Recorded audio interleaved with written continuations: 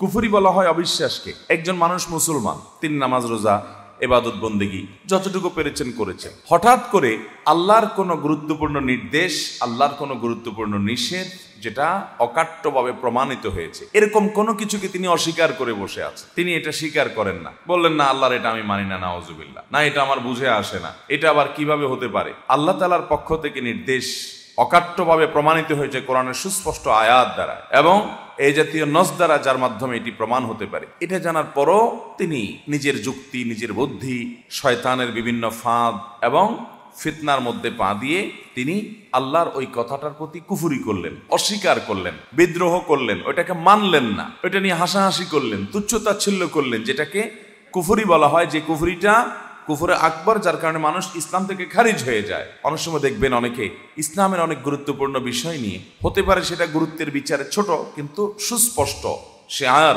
ধরুন দাড়ি নিয়ে, কারো দাড়ি নিয়ে, কারোর হিজাব নিয়ে ব্যঙ্গ করলো, হাসি ঠাট্টা করলো, বিদ্রুপ করলো, তো এটি কিন্তু ইমান থেকে মানুষকে খারিজ করে দেয়, মানুষের ইমান নষ্ট করে দেয়। এই পর্যায়ে কুফরি মানে আল্লাহর এই বিধান আপনি মানছেন না, এটাকে আপনি তাচ্ছিল্য করছেন, মানে হলো এটা আপনি মানলেন না, এটার বিরুদ্ধে বিদ্রোহ করলেন, এটাকে বলা হয় কুফরি। আল্লাহর কোনো বিধিবিধান আপনি নিজে মানতে পারছেন না, আপনার মধ্যে অপরাধ বোধ থাকবে যে হায়রে আমি মানতে পারছি না, দায়টা আমি রাখতে পারছি না, ঠিক আছে আল্লাহ আমাকে তৌফিক দেন, আমি রাখবো ইনশাআল্লাহ, রাখা উচিত, নবীজির নির্দেশ, এটা মানা উচিত। এটা কুফরি না, এটা হলো ফাসিকি, যে আপনি মানতে পারছেন না, এটা ক্ষমার যোগ্য। কিন্তু আপনি দায় নিয়ে ঠাট্টা করলেন, তাহলে নবী সাল্লাল্লাহু আলাইহি সাল্লামের সুন্নাহকে, তার নির্দেশকে নিয়ে আপনি হাসাহাসি করলেন, বিদ্রুপ করলেন, এটা কিন্তু বিদ্রোহ করার শামিল, কুফরি। এরকম নানাভাবে কুফরি হতে পারে। আল্লাহ তাআলা বাবা মার সম্পদে ছেলেদের তুলনায় মেয়েদেরকে অর্ধেক সম্পদ দিয়েছে, আপনি আল্লাহর নির্দেশকে নিজের বিবেক দিয়ে বসতে গিয়ে বলছেন না এটা আবার কেমন হয়ে গেল, আমি এটা মানি না, আমার ছেলে মেয়ে আমি সবাইকে সমান হারে দেবো, একটু বেশি বুঝলেন। আল্লাহ তাআলা যাকে যতটুকু দেওয়া দরকার তাকে ততটুকু দিয়েছেন। আল্লাহ তাআলা সমান অধিকার দেয় নাই, ন্যায্য অধিকার দিয়েছেন। সমান এক জিনিস আর ন্যায্য আরেক জিনিস, যার যতটুকু প্রয়োজন তাকে ততটুকু দিয়েছেন। সব জায়গায় সমান হলে ন্যায্যতা নিশ্চিত হয় না। আপনার দুইটা ছেলে মেয়ে, একটার বয়স 10 আর একটার বয়স 20, সমান সমান দিতে হলে 10 এবং 20 দুইজনকে একই সাইজের জামা দেওয়া লাগবে। সমান সমান দিতে গেলে 10 বছরেরটার অসুখ হয়েছে, আপনি নাপা খাওয়াচ্ছেন, 20 বছরেরটারও একটা নাপা খাওয়াই দিতে হবে, ওর অসুখ না হইলেও, কারণ সমান সমান দিতে হবে। এটা কি ইনসাফের কথা হলো? ইনসাফ হলো ন্যায্যতা, সমান না। আমাদের অনেকে সমান অধিকার খুঁজে বেড়ায়। হ্যাঁ, অনেক ক্ষেত্রে সমান অধিকার দরকার আছে, যেমন যেখানে সমান অধিকার দরকার আল্লাহ ওখানে সমান অধিকার দিয়েছেন, সমান প্রাপ্য আল্লাহ নিশ্চিত করেছেন। যেমন ভালো কাজ যখন আমরা করব, নারী হোক আর পুরুষ হোক, মর্যাদা সমানভাবে পাবে, নারী পুরুষের কারণে কোনো ভেদাভেদ হবে না। আল্লাহ তাআলা কোরআনে কারীমে বলেছেন, মান আমিলা সালিহাম মিনকুম মিন যাকারিন আও উনসা, তোমাদের মধ্যে নারী হোক আর পুরুষ হোক, যেই ভালো কাজ করবে, নেকামল করবে, ফালানুহিয়ান্নাহু হায়াতান তাইয়্যিবা, তাকে আমি পবিত্র জীবন দান করব এবং তার এই কর্মের সর্বোত্তম বিনিময় আল্লাহ তাআলা দান করুন, সেও আল্লাহ করেছেন। তাহলে সমান অধিকার যেখানে দেওয়া দরকার আল্লাহ সেখানে সমান দিয়েছেন, কিন্তু অনেক জায়গায় ইনসাফ নিশ্চিত করবার জন্য সমান নয়, প্রয়োজন ন্যায্য অধিকার দেওয়া, আল্লাহ তাআলা সেটি দিয়েছেন। এখন আপনি বললেন কি না, পরিত্যক্ত সম্পদে কেন আল্লাহ তাআলা মেয়েদেরকে ছেলেদের অর্ধেক দিলেন? এটা তো জুলুম হয়ে গেল। আল্লাহর সাথে পাল্লা দিয়ে গোল্লা যাওয়ার ব্যবস্থা করলেন আর কি, বেশি পণ্ডিতই করলেন। এরকম কিছু বেশি পণ্ডিত আছে না নাই? ইমান চলে যাওয়ার মতো কাজ করলেন, আল্লাহর এই বিধানকে আপনি অস্বীকার করলেন, পাত্তা দিলেন না, বিদ্রোহ করে বসলেন, এটাকে আপনি তাচ্ছিল্য করলেন, উড়াই দিলেন, সাথে সাথে আপনার কুফরি হয়ে গেল। এরকম নানাভাবে আমাদের কুফরি হয়, আমরা বুঝি না। আল্লাহর কাছ থেকে নির্দেশ নিষেধ এবং কোরআন হাদিসের নির্দেশ নিষেধ হিসেবে যেটি প্রমাণিত সুস্পষ্টভাবে, এরকম কোনো বিষয়কে অস্বীকার করলে, এরকম কোনো বিষয় নিয়ে হাসি তামাশা করলে, ঠাট্টা বিদ্রুপ করলে কুফরি হয়। কুফরের আরো বিভিন্ন প্রকৃতি আছে। এই জাতীয় কোনো কুফরে যদি কেউ লিপ্ত হয়, সাথে সাথে তার আমল বরবাদ হয়ে যায়। এই সম্পর্কে আল্লাহ রাব্বুল আলামিন কোরআন কারীমে সূরা মায়েদার 5 নম্বর আয়াতে বলেছেন, ওমাই ইয়াকফুর বাদাল ঈমান ফাকাদ হাবিতা আমালুহু, যে ব্যক্তি ঈমান আনার পর আবার কুফরি করলো, অস্বীকার করলো আল্লাহর কোনো কিছুকে, তাহলে সেক্ষেত্রে তার আমল বরবাদ হয়ে, কুফরি করলো মানে হলো সাথে সাথে তার আমল বরবাদ হয়ে গেল, শেষ। অতএব ভাইরা আমার, আল্লাহ রাব্বুল আলামিনের প্রতি কুফরি যেন আমাদের কোনো আচরণ দ্বারা, কোনো কথা দ্বারা, কোনো বিশ্বাস দ্বারা না হয়, সেজন্য আমাদেরকে সতর্ক থাকতে হবে, সাবধান থাকতে হবে। আমান্না সাল্লামনা, ঈমানদারের কথা হলো আল্লাহ রাব্বুল আলামিনের আদেশ নিষেধের উপর আমি ঈমান আনলাম, মেনে নিলাম, আমার বুঝে আসুক বা না। আমি প্রায়শই একটি উপমা দেই, একটি কবিতা শুনাই।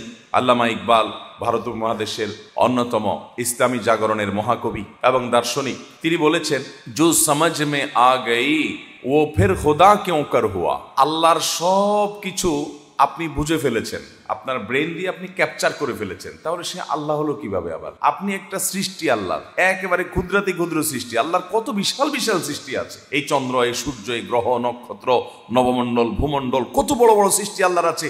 তার মধ্যে আপনি আমি আমরা মানুষরা হলাম আল্লাহর একটা ক্ষুদ্র সৃষ্টি। তো ক্ষুদ্র সৃষ্টি হয়ে মহান স্রষ্টা কোন কাজ কেন নির্দেশ করেছেন, কোনটা কেন নিষেধ করেছেন, অমুকরে এত কেন দিয়েছেন, তমুকরে এত কেন দেন নাই, এসব কেন যদি আপনি বুঝে ফেলতে চান আর বুঝে ফেলতে পারেন, তাহলে সেক্ষেত্রে আল্লাহর সাথে আপনার পার্থক্য থাকলো কি? আল্লাহকে আপনি বুদ্ধির মধ্যে ক্যাপচার করে ফেলছেন।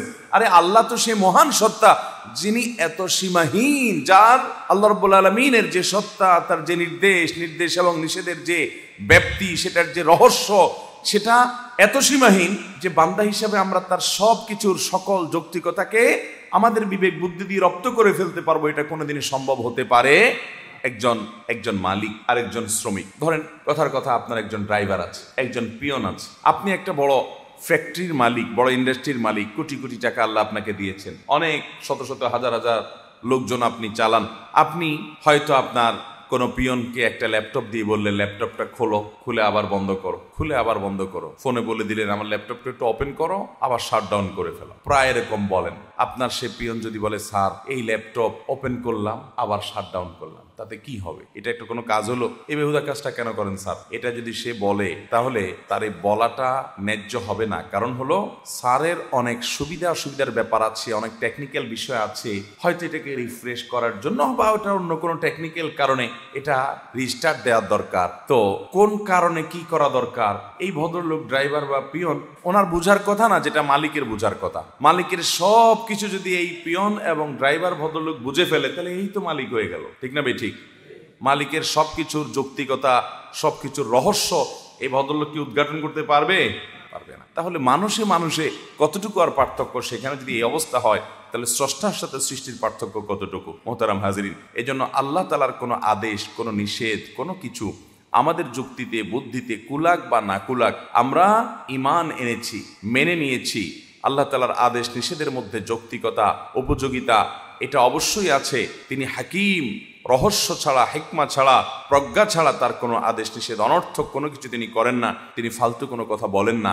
সেটা হয়তো আমার বুঝে আসছে না, পরের জেনারেশনে বুঝে আসবে। আজ থেকে শত শত বছর আগে, হাজার বছর আগে কোরআনের অনেক আদেশ নিষেধের যথার্থতা তখনকার মানুষরা বুঝে নাই, আমরা বুঝতেছি এখন। আছে না না এরকম বহু বিষয়? দিনে 5 বার ওযু, আচ্ছা বলেন তো, দিনে 5 বার ওযু করা, আবার প্রত্যেকবার ওযুতে 3 বার করে হাতের কবজি পর্যন্ত ধোয়া, আগে হাতের কবজি দিয়ে তারপর অন্য কাজগুলো করা। তখনকার সাহাবীদের আমলে, মক্কা মদিনাতে যে সাহাবীরা ছিলেন তাদের আমলে মানুষ ছিল অল্প কিছু, সামান্য হাতে গোনা কিছু মানুষ ছিল একটা শহরের মধ্যে। এত মানুষের গ্যাদারিং ছিল না, এত রোগ জীবাণু এগুলোর এত বেশি আপনার আজকের মতো যেরকম ব্যাপ্তি থাকে, ছড়িয়ে পড়ে, এসব ছিল না। সাহাবায়ে কেরাম রিদওয়ানুল্লাহি তাআলা আলাইহিম আজমাইন, সেই মহামনীষীরা ওই সময় এটার যৌক্তিকতা যদি খুঁজতে যেতেন, তাহলে তাদের কাছে যৌক্তিকতা প্রকাশিত, প্রমাণিত নাও হতে পারত যে আল্লাহ আবার এটা কেন বললেন। কিন্তু আল্লাহ রাব্বুল আলামিন তাদেরকে এই যে আদেশ, এই যে নিষেধ করেছেন, ওযু করতে নির্দেশ করেছেন, তাদের বুঝে আসছে বা না আসছে, তারা সেটাকে মেনে নিয়েছেন। আজকে আমরা জানি যে রোগবালাই থেকে, জীবাণু থেকে, বিভিন্ন রকমের ক্ষতিকর বিষয় থেকে বাঁচার জন্য আমাদের ঘন ঘন হাত ধোয়া দরকার। এখন করোনা এসে আমাদেরকে বলছে যে হ্যাঁ, হাত ধুইতে হবে ঘন ঘন, হাত ধুইতে হবে ঘন ঘন। এখন হাত ধোয়া যে অনেক দরকারি কাজ, এটা আমরা বুঝছি, অথচ তখনকার মানুষরা এটা বুঝতে, ইসলামের অনেক বিষয় আছে যেগুলো হয়তো আগামী আরো 1000 বছর পরে মানুষ বুঝবে, আরো 500 বছর পরে মানুষ বুঝবে, কিন্তু ঈমানদার তার বুঝে আসুক বা না আসুক, তার বুঝের উপরে নির্ভর করবে না। আমার বুঝে আসলে তারপরে মানবো, তাহলে তো বুঝের গোলাম হলাম, আল্লাহর গোলাম হলাম না। আল্লাহ তাআলার আদেশ নিষেধকে আমি মেনে নিলাম, এটাকে বলা হয় ঈমান, এটাকে বলা হয় সারেন্ডার, এটাকে বলা হয় ইসলাম। মোহতারাম হাজিরিন, এজন্য একজন মুসলমান তিনি কুফরি থেকে বেঁচে থাকবেন। আল্লাহর কোনো আদেশ নিষেধ নিয়ে সন্দেহ, সংশয়, কপটতা, কুফরি, অস্বীকৃতি এগুলো যেন কখনো না আসে। যদি আসে, সকল আমল বরবাদ হয়ে যাবে।